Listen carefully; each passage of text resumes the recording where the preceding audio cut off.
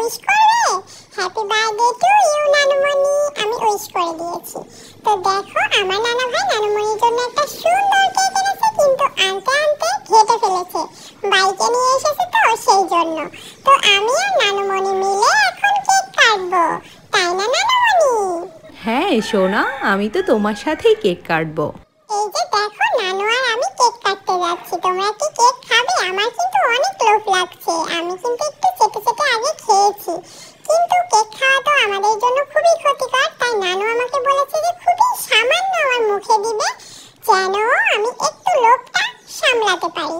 কিন্তু কেক খেলে আমাদের পেটে অনেক সমস্যা হয়, পেট ব্যথা হতে পারে। কিন্তু আমি খাওয়ার জন্য অনেক লাফালাফি করছিলাম, নানু আমাকে নানান রকম সান্ত্বনা দিচ্ছিল। তারপর আমি যখন একদমই শুনি নাই, তখন নানু আমাকে সামান্য কেক দিয়েছে। তো আমি এতটুকু কেক খাবোই না, আমার মেজাজটাই গরম হয়ে গিয়েছে।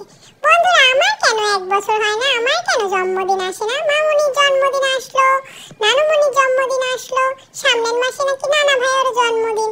তা আমার কবে জন্মদিন হবে? তোমরা একটু নানুর কাছে শুনো তো বন্ধুরা, আমার কেন জন্মদিন আসে না? আমি এলাম সুন্দর করে একটা কেক কাটতে চাই নানুর কোলে বসে বসে। ও কি যে মজা, খুব মজা। নানু আরেকটু দাও, আরেকটু দাও প্লিজ, অনেক টেস্টি। না সোনা, আজকে আর কেক খাওয়া যাবে না। কেক তোমাদের জন্য খুবই ক্ষতিকর। এই যে আমার আঙ্গুলটা একটু চেতে চেতে খাও, আর তোমার জন্য চিকেন রান্না করেছি সেটা খেও। দূর, কেকের ঘ্রাণ কি যে মজা। চিকেন তো প্রতিদিন খাই নানু, আরেকটু কেক দাও না প্লিজ। আমি তো কেক খুব পছন্দ করি। দূর, আমার জন্মদিন আসলে আমি সব কেক খেয়ে নিব, তখন কিন্তু আর কারো কথা শুনবো না।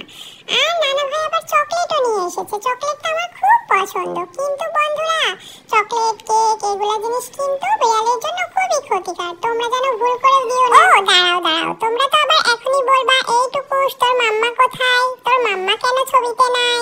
আমার নানুমণি মাম্মাকে এত ডাকলো, বাইরে বসে আছে দূরে, যে আয় আয় কেক কাটবো, কোনোভাবে আসলো না। আসবে কি করে? বয়ফ্রেন্ডের সাথে প্রেম করছে। তো বন্ধুরা, তোমরা কিন্তু আমার নানুমণি আর আমাদের জন্য অনেক অনেক দোয়া করো, আমরা যেন সবসময় ভালো থাকি। আর তোমরা অনেক অনেক ভালো থেকো, আমাদের পাশেই থেকো। আজ এই পর্যন্তই, আল্লাহ হাফেজ।